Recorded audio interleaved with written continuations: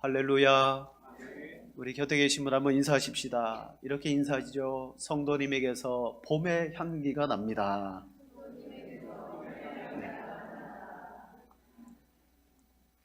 어저께 낮에 우리 군인교회 헌당 예배가 있어서 인제를 다녀왔습니다. 인제를 다녀왔는데 그래도 양평보다는 좀 더 추운 지역일 거라고 생각하고 갔는데 낮이 되니까요 아주 따뜻하고 너무 좋더라고요. 오면서 우리 장로님하고 서로 고백하기를 와 이제 봄입니다.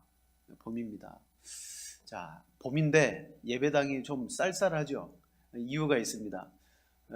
도시가스를 이제 연결하려고 먼저 연결하기 전에 이전에 있던 기름 보일러를 다 철거했습니다.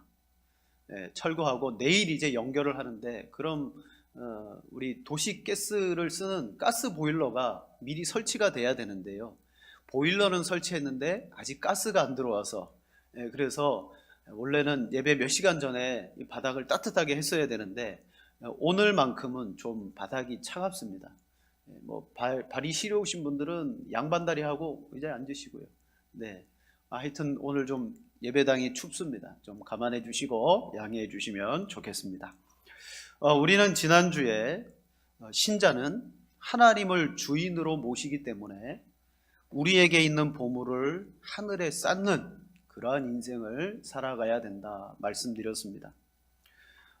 정말 이 사람이 하나님의 사람이냐, 하나님이 그 사람의 주인이냐, 뭘 보면 알게 되냐면 그가 평소에 자기가 생각하는 보물을 땅에다만 쌓느냐 아니면 하나님께 그 보물을 하늘에 쌓느냐를 보면 그 주인을 알 수가 있습니다. 자, 이렇듯 우리는 내 인생을 통해서 하나님이 나의 주권자 되심, 내 모든 것을 주재하시는 주재권을 가지신 분이라는 것을 우리는 신앙을 통해서 삶을 통해서 나타나게 됩니다.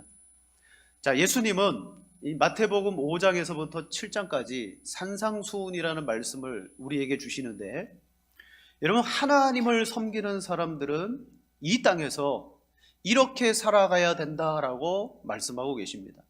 근데 그 말씀이 이론적이지 않습니다. 아주 실제적입니다.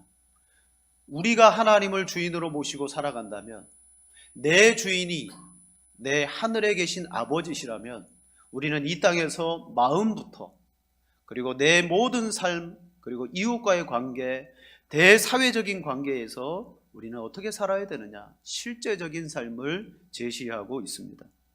여러분 하나님을 주인으로 섬기는 삶 하나님이 내 주인이라는 그것이 가장 중요한 대목입니다.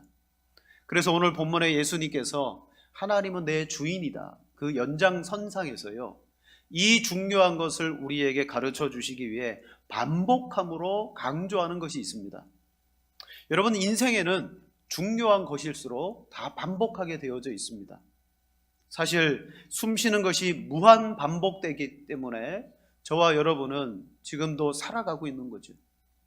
먹는 것, 또 먹고 배설하는 것 아주 기초적인 우리의 신진대사입니다.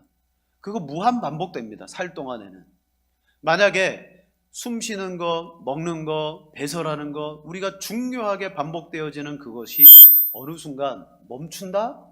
그러면 그 사람에게는 그게 멈추었다는 것은 치명적인 문제가 일어났다는 것입니다.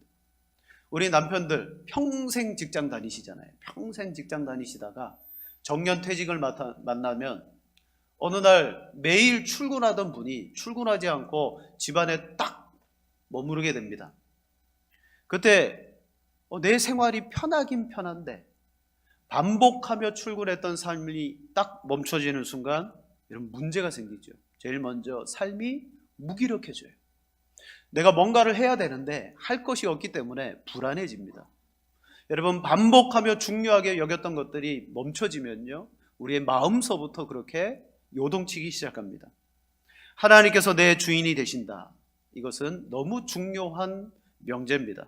그래서 예수님은 오늘 읽었던 이 말씀 가운데 3번이나 그러므로라는 접속사를 써서 하나님이 내 주인이 되시기 때문에 그러므로 오늘 강조하고 또 강조하는 것이 있는데 바로 염려하지 말아라 라는 것을 강조하십니다. 자, 첫 번째 그러므로는요 읽지는 않았습니다만은 25절에 있습니다. 그러므로 내가 너희에게 이르노니 목숨을 위하여 무엇을 먹을까 무엇을 마실까 몸을 위하여 무엇을 입을까 염려하지 마라. 자, 이 염려하지 말라의 전제는 뭐예요? 하나님이 너의 주인이시니 너는 너를 위해 그러므로 염려하지 말아라. 두 번째 그러므로는 31절에 나왔습니다. 그러므로 염려하여 이르기를 무엇을 먹을까 무엇을 마실까 무엇을 입을까 하지 말아라. 똑같이 말씀하고 있습니다. 그러므로 염려하지 말아라. 최종적으로 34절에 말합니다. 자, 우리 34절을 다 같이 읽겠습니다. 그러므로 내일 일을 위하여 염려하지 말라. 내일 일은 내일이 염려할 것이요 한날의 괴로움은 그날로 족하니라. 아멘. 제가 지금 말씀드리고자 하는 그 중요한 포인트가 무엇인지 아시겠죠? 하나님은 내 인생의 주인이십니다. 그러므로 우리는 내 모든 삶의 보물을 하늘에 쌓는 삶을 살아가야 돼요. 저 하늘을 지향해야 되는 것이죠. 그러나 실제 우리의 삶은 이 땅에서 이루어지는데 이 땅에서 하나님을 주인으로 모시고 살아갈 때 하나님의 주인 되심을 무엇을 통하여 우리는 누리며 살아가느냐? 염려하지 말아야 된다는 거예요. 하나님이 우리를 책임져 주신다. 우리가 어린아이들을 훈계할 때 아주 안 좋은 교육 방법 중에 하나가 뭐냐면 아이들에게 숫자를 딱 고지해 놓고 그걸 강조하는 거예요. 예를 들면 이렇습니다. 엄마가 3번 말한다. 그죠? 그러면서 첫 번째, 엄마가 한 번 말했어. 하지 마. 한 번 말한 거예요. 근데 아이가 잘 듣습니까? 뭐 어떻게 하다가 또 엄마 말을 어겼어요. 그러자 엄마가 또 이야기합니다. 엄마가 2번째 말한다. 똑같은 걸 이야기한다는 거예요. 근데 아이는 또 지키지 않습니다. 마지막에는 목소리가 커지면서 3번째 말했다라고 엄마가 외치죠. 이 제일 안 좋은 교육 방법입니다. 똑같은 걸 말하면서 아이에게 불안함을 심어주죠. 하지만 오늘 이 엄마의 태도 속에는 무엇이 들어있냐면 중요한 것이니까 너가 꼭 들었으면 좋겠다라는 그 교육의 핵심이 들어있는 거예요. 방법이 좀 잘못됐죠. 오늘 예수님도 마찬가지입니다. 3번이나 우리에게 반복해서 말씀하시는 것이 있습니다. 그것은 염려하지 말아라 라는 거예요. 염려하지 말아라. 염려라는 단어는 메림나라는 헬라어입니다. 뜻은 분열시키다, 나누다, 그런 단어예요. 여러분, 사람의 정신이 혼란하고 정신이 나누어지면 그 사람을 향하여 정신분열증이라고 말합니다. 정신이 하나가 되고 온전해야 되는데 정신이 나누어지면요, 정신분열증, 조현병, 뭐 이런 말을 사용합니다. 그런데 염려는 뭐예요? 마음이 하나가 돼야 되는데 이 마음이 분열되고 찢어진 것을 염려라고 말하는 거죠. 원래 사람은요, 하나님께서 하나님과 우리의 마음이 하나로 온전히 합하여져서 통치를 받게 하셨어요. 죄가 들어와서 하나님과 우리 사이를 갈라놓았습니다. 그 결과 어떻게 되었습니까? 하나님 아버지의 마음을 우리의 마음이 모르는 거예요. 그러나 성경의 곳곳에 보면 하나님의 마음에 합한 사람이 있다라고 성경은 말합니다. 대표적으로 사도행전 13장 22절 말씀에 내가 이새의 아들 다윗을 만나니 내 마음에 맞는 사람이라 내 뜻을 다 이루게 하리라. 자, 오늘 우리가 읽은 이 성경은요, 내 마음에 맞는 사람이라 그랬습니다. 근데 이전에 개역 성경에는 이렇게 표현합니다. 내 마음에 합한 사람이라. 여러분, 합하다라는 것이 뭡니까? 합하다는 것은 이쪽과 이쪽에 서로 짝이 맞아서 하나로 잘 어우러진다는 거예요. 짝이 딱 맞다는 거죠. 부부의 관계가 그렇습니다. 에베소서 5장 31절에 그러므로 사람이 부모를 떠나 그 아내와 합하여 그 둘이 한 육체가 될지니. 여러분, 서로 따로 떨어진 사람인데요, 두 사람이 서로 합쳐져 가지고 뭐가 되느냐? 한 육체가 된다는 거죠. 그냥 몸이 하나라는 게 아니라 서로 마음이 같아지면서 한 몸처럼 살아갈 수 있는 관계가 부부라는 거예요. 때로는 이 세상 가운데 서로 마음이 맞지 않는 원수인데 어느 날 이익에 있어서 저 사람과 내가 함께하면 이익이 될 수 있겠는데 라고 하는 순간요, 서로 원수가 마음을 합할 때가 있어요. 서로 친구가 될 때가 있습니다. 누가복음 23장 12절 말씀해 보면 헤롯과 빌라도가 전에는 원수였으나 당일에 서로 친구가 되니라 라고 말합니다. 그 당일이 언제입니까? 바로 예수님을 십자가에 못 박자라고 결의하며 그 예수님을 십자가에 못 박는 일을 거행하는 그날에 서로 원수였던 사람이 합하여져 가지고 친구가 되어져 버렸습니다. 이익 때문에, 예수님을 죽임으로 말미암아 서로 정치적인 이익을 받기 때문에 마음이 합하여져서 뭐가 됐습니까? 원수가 친구가 되었습니다. 여러분, 신자는 인생의 주인이신 하나님을 모시고 살아간다. 분명히 예수님이 전제했습니다. 하나님이 내 인생의 주인이시다. 그러므로 그 하나님은 나의 주인이시기 때문에 너희는 염려하지 말아야 된다. 그리고 주인일 뿐만 아니라 뒤에서 말씀하시지만 하나님은 하늘에 계신 내 아버지시기 때문에 하나님의 그 보호하심을 따라서 결코 우리는 마음이 갈라지고 하나님 아버지의 그 주인된 마음, 하나님 아버지의 마음에서 내 마음이 갈라서 떨어지면 우리는 불안하고 염려하고 근심할 수밖에 없다. 그러므로 우리의 마음이 하나님의 그 마음으로부터 떨어지지 않도록 우리는 염려 근심해서는 안 된다. 그러나 여러분, 마음으로 한번 대답해 보십시오. 실제 예수님을 믿지만 우리의 인생 가운데 염려하고 살잖아요. 그죠? 근심하고 삽니다. 이 앞에서 호기롭게 여러분 염려하지 마십시오, 하나님이 여러분을 책임져 주십니다 라고 말하면 여러분은 우리 목사님은 염려가 아무것도 없나 봐, 그렇게 생각할 수 있지만 저라고 염려가 없겠습니까? 뒤돌아서면 염려가 생기더라고요. 자, 과연 우리는 왜 염려할 수밖에 없습니까? 그걸 먼저 알아요. 왜 염려할 수밖에 없느냐? 첫 번째는요, 우리는 인생의 중요한 것을 너무도 쉽게 잊어버리기 때문이에요. 자, 잊어버려서 염려하는 거예요. 25절 말씀에 예수님이 염려하지 말아라 라고 말씀하신 다음에 끝에 이렇게 말합니다. 목숨이 음식보다 중하지 아니하며 몸이 의복보다 중하지 아니하냐. 무엇을 먹을까, 마실까, 입을까를 염려하지 마라. 이건 다 우리의 생활의 염려입니다. 너희가 생활에 대하여 염려하고 있는데 너희가 그 염려하는 그 현장 속에서 꼭 기억해야 될 것은 그 염려보다도 내게 있는 목숨과 이 몸이 본질적으로 얼마나 중요하다라는 사실을 기억하라는 거죠. 다시 말하면 우리는 세상의 염려 때문에 지금 내게 주신 이 생명, 이 본질을 잊어버리고 살고 있다는 거예요. 다시 말하면 하나님이 주신 목숨에 대한 가치를 망각하며 생활의 염려 가운데 우리를 온통 빠져서 마음을 빼앗긴다.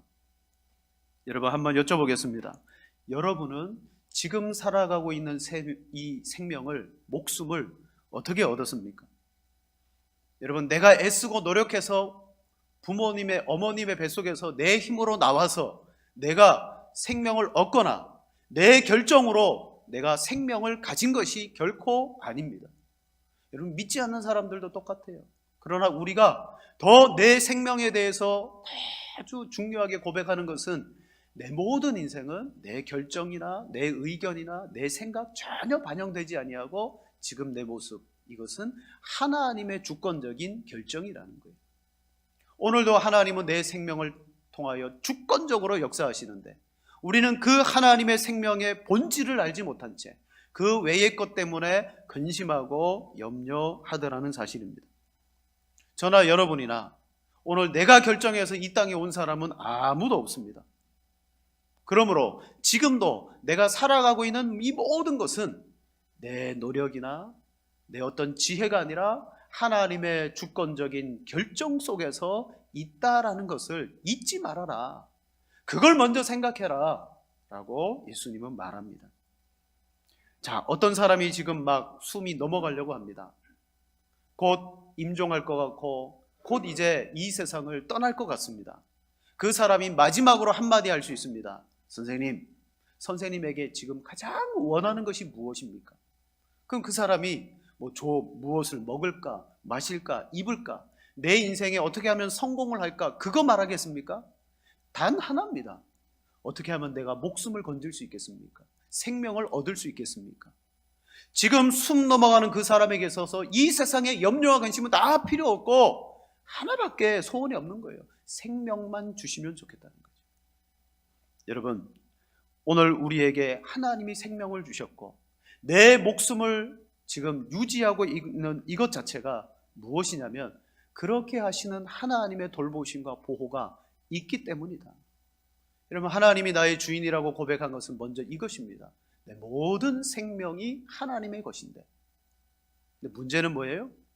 생명을 주신 하나님은 그 사람의 생명을 유지시켜 주시는 책임도 가지고 계신다는 거죠. 내가 부모님에게서 어머니의 뱃속에서 태어났습니다. 이제 자란 지 한 100일 됐습니다. 한 100일 살고 보니까 내가 이렇게 살아서는 안 되겠다. 인생에 대해서 염려 좀 해야 되겠다. 부모님은 분유값이나 있으실까?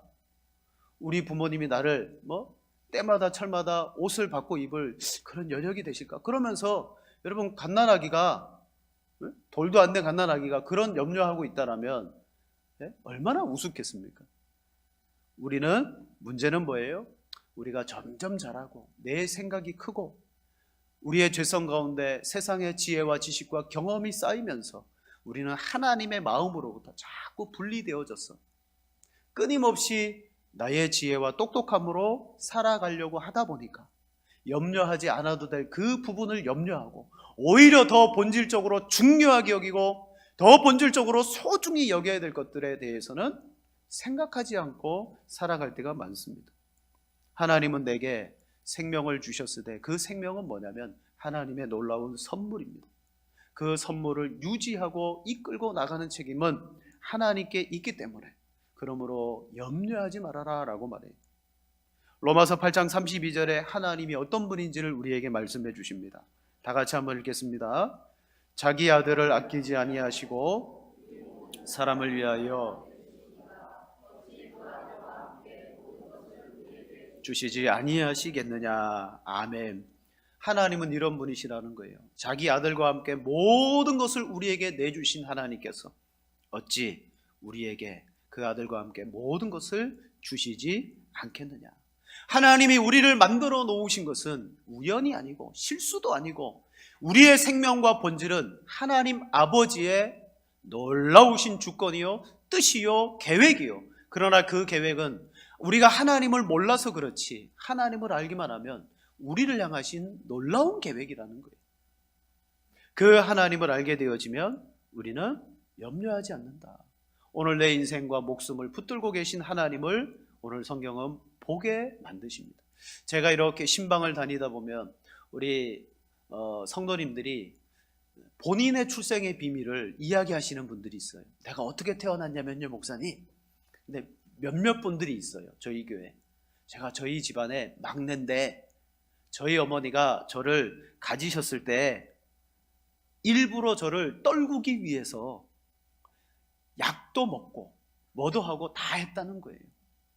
그런데 제가 태어났습니다. 여러분, 어려운 시절이니까 자녀가 많으면 힘들고 어려우니까 그 시절에 이해가 되는 일. 그 뱃속에 잉태된 생명을 그냥 떨어뜨리기 위해서 부모님들이 정말 안타깝게 그런 마음을 가지셨을 수 있어요. 그러나 그렇게 하고 시도하고 또 그랬는데 제가 태어났다는 거예요. 여러분, 부모님이 결정하고 그렇게 했음에도 불구하고 이 생명은 누가 주셨다? 하나님이 주셨다는 거예요. 여러분, 우리는 그런 어려움과 그런 우여곡절로 태어나지 않았어도 생명은 똑같은 거예요. 하나님이 우리에게 주신 본질적인 생명은 너무너무 귀하다는 거죠. 이 생명 자체를 바라보면서 우리 인생에 여러분 내 생활의 염려나 주변거리 때문에 그것 때문에 근심 걱정하지 마시는 여러분 되기를 주님의 이름으로 축원합니다. 생명 주신 이를 바라보며 그 하나님이 우리를 유지시켜 주실 것도 또한 은혜와 감사로 바라볼 때 우리의 삶의 염려는 떠나가게 되는 줄로 믿습니다. 바로 이것을 잊어버리는 거예요. 내 목숨이 얼마나 귀한 것이고 내 생명을 하나님이 어떤 가치로 주셨느냐, 그걸 잊지 말라는 거죠. 이제 여러분, 예수님은 이 본질적인 생명의 소중함을 잊지 말도록 말씀하시고, 그리고 나서 하나님이 생명 주신 우리뿐만 아니라 우리도 생명 주셨지만 저 온 세상의 피조물에게 생명을 주셨는데, 그러면 그 피조물들을 어떻게 하나님이 먹이시고 입히며 유지하시는지를 오늘 예수님은 보라고 말합니다. 두 번째로 주님은 공중의 새와 들의 백합화를 보면서 염려하지 말아라 라고 말씀합니다. 여러분, 복음서를 보면 예수님께서 무리들에게, 제자들에게 말씀을 가르칠 때 예수님의 가르치는 말씀에 큰 두 가지 특징이 있습니다. 첫 번째는요, 예수님의 그 메시지 자체가 권위가 있었습니다. 자, 마태복음 7장 28절 29절에 보면 예수께서 이 말씀을 마치심에 무리들이 그의 가르치심에 놀라니 이는 그 가르치시는 것이 권위 있는 자와 같고 그들이 서기관들과 같이 아니함일러라. 당시 율법을 가르치던 서기관들과는 비교할 수 없는 권위가 예수님에게서 나왔다는 거죠. 그 메시지 자체가 사람들이 들을 때에 엄청난 권세와 능력으로 받아진 거예요. 다시 말하면 꼭 들어야 되는, 이 말씀을 듣고 순종하지 않으면 안 될 것 같은 그 압도감이 바로 예수님에게서 나왔습니다. 두 번째, 예수님이 말씀을 가르칠 때의 특징이 뭐냐면 그 영원한 보이지 않는 가치는요, 어떻게 설명할 길이 없는 거예요. 그러나 예수님은 사람들에게 어떻게 가르치셨느냐, 그 영원한 가치를 알기 쉽도록 눈높이에서 가르치셨어요. 대표적인 것이 뭐냐면 오늘 본문처럼 영원한 하나님의 나라 가치를 이 자연의 피조물의 비유를 통하여서 사람들을 가르치니까요, 사람들이 쉽게 알아듣더라는 거죠. 오늘 본문도 그와 같습니다. 우리가 염려하지 말아야 되는 아주 중요한 이유가 영원한 하나님의 돌보심입니다. 근데 그걸 가르쳐 주시기 위해서 예수님은 공중의 새와 들의 백합화와 오늘 이따 아궁이에 들어가는 들풀을 끌어다가 말씀하셔요. 자, 우리 26절에서 우리 30절까지 우리 한 절씩 교독하시겠습니다. 제가 먼저 봅니다. 공중의 새를 보라. 심지도 않고 거두지도 않고 창고에 모아 들이지도 아니하되 너희 하늘 아버지께서 기르시나니 너희는 이것들보다 귀하지 아니하냐.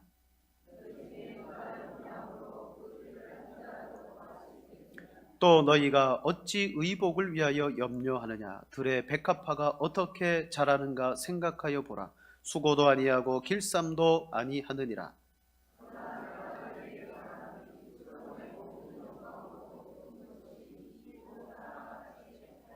함께 봅니다. 오늘 있다가 내일 아궁이에 던져지는 들풀도 하나님이 이렇게 입히시거든 하물며 너희일까 보냐. 믿음이 작은 자들아. 아멘. 자, 여러분, 같은 말씀을 읽어도요, 극단적으로 신앙생활 하시는 분은 이 본문을 보고 어떻게 해석하냐면 이렇게 해석합니다. 아, 우리는 미래를 위해서 아무것도 준비하지 않아도 되는구나. 다만 지금 믿음만 가지고 있으면 되고 그 믿음으로 기도만 하면 되는구나. 공중의 새도 먹이고 들의 백합화도 먹이신다는데 모든 것이 하나님의 책임에 있으니 우리가 할 일은 일하지 않고 기도하고 믿음으로만 있으면 되는구나. 여러분, 이것은요, 문자적으로 그냥 매여 있는 광신적인 믿음입니다. 문자로만 보는 거예요. 여러분, 새, 백합화 진짜 아무 일 하지 않습니까? 우리가 몰라서 그렇지 저 바깥에 날아다니는 참새 하루 종일 날아다닙니다. 여러분, 왜 날아다닐까요? 1번 여행이다, 2번 먹고 살라고 그런다. 왜 날아다닙니까? 먹고 살라고. 오늘 우리가 이 문자적으로 보면요, 아, 새도 아무 일 안 하네, 백합화도 아무 일 안 하네. 천만의 말씀입니다. 공중의 새는 끊임없이 날아다니면서 먹을 것을 찾으러 다니는 거예요. 하루 종일 그렇게. 백합화 멀쩡히 혼자 가만 서 있는 것 같죠? 아닙니다. 보이지 않는 뿌리가 땅속에 있는 양분을 찾아서 뿌리를 깊게 내리고 끊임없이 그 양분을 빨아 올리며 살고 있어요. 이 말은 뭐예요? 너희가 일을 한다, 인생을 위해서 수고한다, 너희가 일과 수고를 멈추고 아무것도 하지 말라는 말이 아닙니다. 여러분, 오늘 우리도 마찬가지입니다. 이 땅에서 주님이 오시는 그날까지 우리는 뭘 해야 되냐면 우리에게 주신 사명인 일을 해야 됩니다. 그러나 그 일을 제쳐놓고 광신적으로 기도만 하고 믿습니다만 하면 되는 것이 아닌 것이죠. 주님이 오시는 날 우리는 어떻게 주님을 맞이해야 되냐면 기도하다가 주님을 맞이하는 게 아니라 열심히 일하다가 주님을 맞이하는 거예요.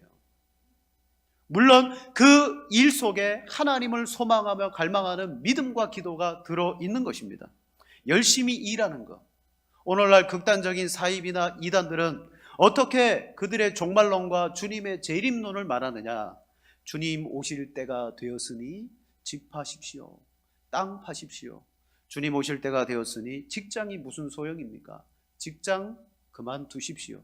그리고 우리 단체에 들어와서 우리와 함께 열심히 예배하고 열심히 믿고 기도하다가 주님 오시는 그날 만나십시다.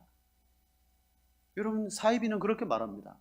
땅 팔아라, 집 팔아라, 직장 다니지 말아라. 우리 단체에 들어와서 공동체 생활을 하다가 믿음 생활 잘하다가 주님 만나자.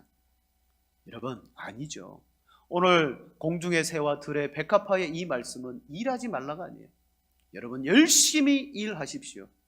대신 뭘 멈춰라? 일하면서 염려하는 것을 멈추라는 말이에요. 공중의 새도 들의 백합화도 열심히 일합니다. 저와 여러분들은 주님 오시는 그날까지 우리의 삶을 통하여 열심히 일하며 살아가다가 주님을 영접해야 되는 줄로 믿습니다. 여러분, 정말 믿음 있는 사람은요, 바르고 건강한 삶을 살아가는 것입니다.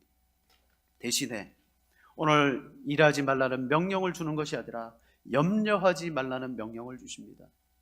무엇을 먹을까 마실까 입을까 일하면서 끊임없이 그 염려 속에 빠지고 살아가는 것은 하나님이 원치 않는 것이다.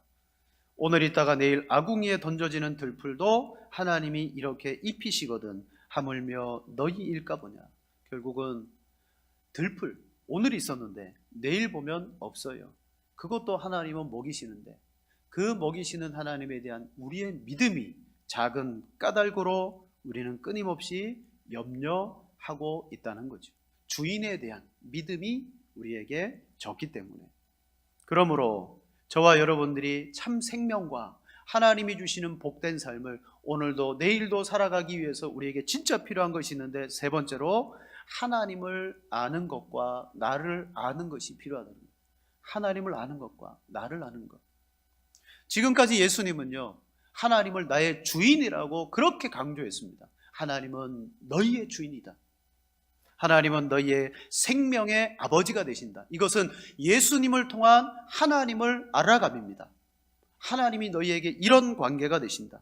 그래서 그것을 강조하기 위해서 3번이나 그러므로라고 말씀하실 수밖에 없어요. 그리고 34절에 결론적으로도 말씀하십니다.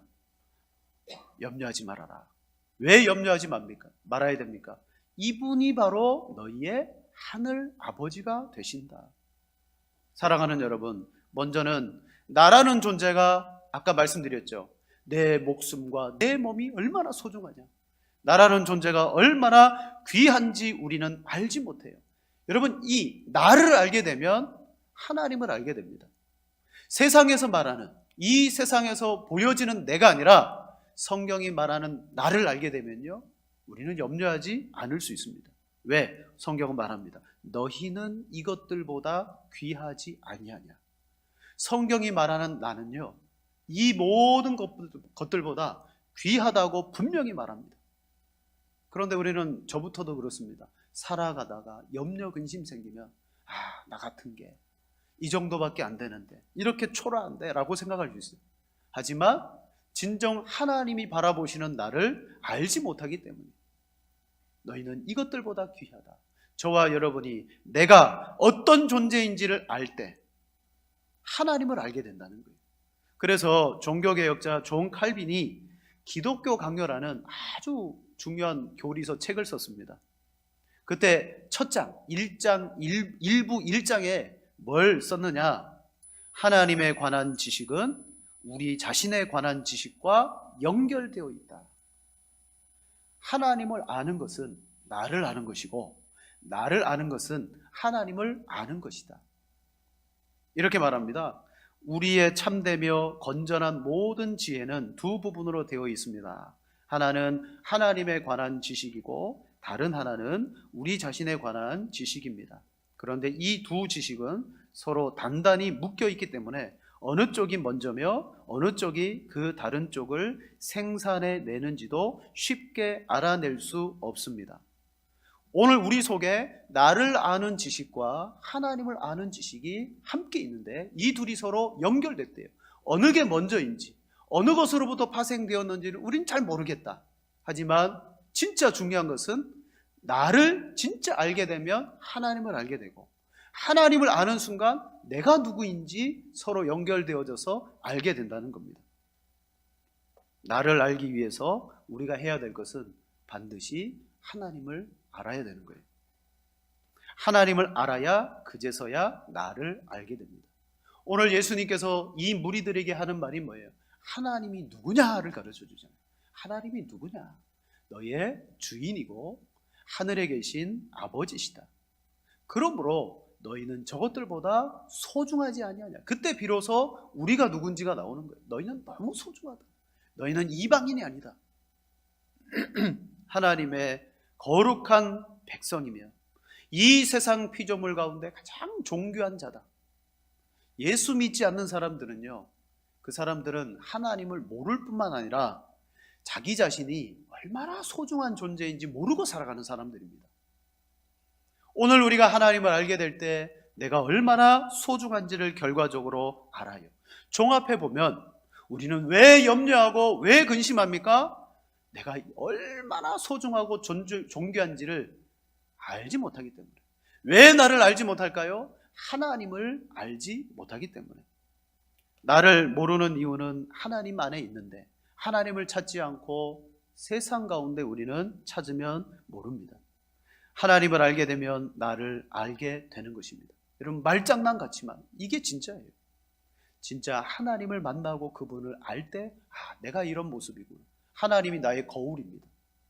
또 내가 진짜 어떤 존재인지를 알 때 하나님을 보게 됩니다. 우리는 나의 지식과 하나님의 지식 어느 것 하나 잃어버리게 되는 순간 염려에 빠지게 되는 거예요. 그러므로 오늘도 우리가 뭘 해야 됩니까? 끊임없이 하나님을 알아가기 위해서 힘쓰고 애쓰는 거예요. 믿음은 하나님을 알아가는 것입니다.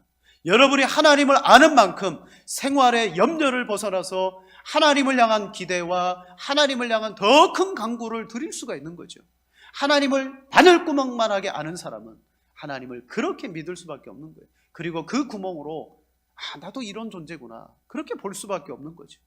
하나님을 말씀 가운데 무한하시고 그리고 온 우주 속에서 특별히 나를 향한 지대한 관심을 가지고 계신 분으로 알게 되면요, 그는 아무것도 없어도 사람들이 보기에 참 저 사람이 어떻게 살아가지라고 말할 때도 그는 기뻐하며 기대하며 살아갈 수가 있는 것입니다. 오늘 우리의 염려는 여러분, 내 목숨이, 내 몸이 얼마나 소중하냐, 나를 모르기 때문에, 나를 모르고 우리의 주변거리를 너무 신경 쓰기 때문에 염려합니다. 나를 모른다는 것은요, 지금 나를 만드시고 다스리시는 주인과 하늘에 계신 아버지를 우리는 몰라요. 그러므로 오늘 말씀의 결론은 이것입니다. 여러분, 하나님을 힘써 아십시오. 그 하나님을 알게 될 때 여러분은 염려가 떠나가게 될 것이며, 그리고 그 순간부터 그의 나라와 의를 구하게 될 것입니다. 말씀을 마칩니다. 여러분, 누가복음 15장에 탕자의 비유가 나오죠. 탕자, 둘째 아들이 아버지께 재산을 달라 그럽니다. 재산을 갖고 먼 나라에 가서 허랑방탕하게 살다가 급기야 마지막 벼랑 끝에서 아버지의 집에 돌아가서 나를 품꾼으로 써달라고 해야지. 그래서 집으로 돌아오죠. 아버지를 잘 몰랐어요. 그냥 내가 잘못했고 먼 나라에 가서 아버지께 정말 할 도리를 못했기 때문에 나는 아버지로부터 품꾼조차도 될 수 없을 줄 알았어요. 그러나 정작 집에 가보니까 웬일입니까? 그 아버지는 품꾼이 아니라 죽었다 돌아온 내 아들이다. 가락지를 끼워라, 소를 잡아라, 잔치를 배설해라. 여러분, 둘째 아들 탕자는 아버지를 잘 몰랐는데 이게 우리 아버지였구나. 근데 문제는 집안에 있는 첫째 아들입니다. 여러분 성경을 자세히 보시면요, 둘째 아들만 유산을 받은 게 아니에요. 첫째 아들도 유산을 받았어요. 그래서 누가복음 15장 1절인가요? 각각 유산을 나누어 주었다 그럽니다.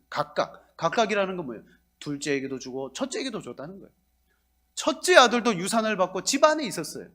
근데 둘째가 먼 나라 갔다가 실패하고 돌아왔는데 우리 아버지가 그 둘째에게 엄청난 잔치를 베풀어 준, 그러니까 첫째가 아버지에 대하여 원망과 불평합니다. 나는 지금까지 아버지와 함께 있었는데 나를 위해서는 염소 새끼 한 마리도 잡아주지 않고, 네? 저 둘째 아들, 허랑방탕한 저 아들을 위해서 잔치까지 벌여주니, 그러면서 막 원망 불평합니다. 그러자 아버지가 이렇게 말하죠. 아버지가 이르되 얘야, 너는 항상 나와 함께 있으니 내 것이 다 내 것이 아니냐. 첫째 아들이나 둘째 아들이나 무엇이 문제예요? 아버지를 잘 못 알았다는 거죠. 오늘 우리의 문제도 삶의 염려가 문제인데, 그 염려를 잘 찾아 들어가 보면 여러분이 내가 믿는 하나님에 대하여 잘 몰랐기 때문이에요. 내가 믿는 하나님에 대해서 우리는 잘 알지 못하였기 때문입니다. 한 선생님이 아이에게 수학을 가르치고 계셨습니다. 선생님이 아이에게 물었습니다. 너한테 1,000원이 있다. 너가 아빠에게 가서 1,000원을 더 달라고 했다. 그러면 내 손에 얼마가 있을까? 그럼 얼마가 있겠습니까? 너 손에 1,000원이 있어. 아빠에게 가서 1,000원을 더 달라 그랬어. 그러면 너에게 얼마가 있지?